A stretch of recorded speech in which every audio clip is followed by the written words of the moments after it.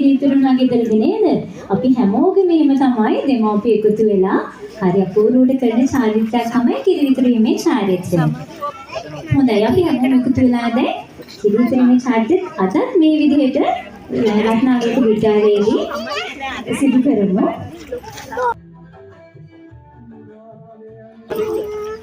ගෙදර අපේ අම්මා තමයි සාමාන්‍ය කිරිතුරුීමේ චාරිත්‍රයට මුල පුරන්නේ. ඒ වගේම තමයි රත්නාලෝක විද්‍යාලයේදී අපේ ආදරණීය පාසලේ ආදරණීය අම්මා තමයි මේ පාසලේදී මේ කිරිතුරුීමේ චාරිත්‍රයට මුල පුරන්නේ.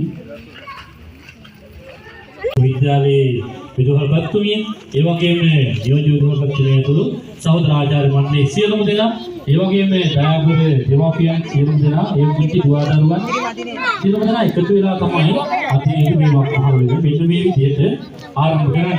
ඉතින් තියෙනවා නිවාඩු දෙන දවසේ ආරාධනා කරනවා ඔබට ඇති විවිධ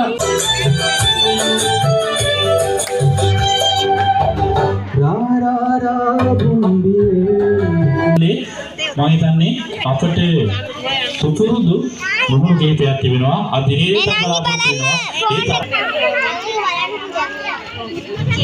අවුරුදු කීපයක සූදානම් වෙලා සිටිනවා මෙතන පැමිණෙන්නේ කිරි උතුරන් දැන්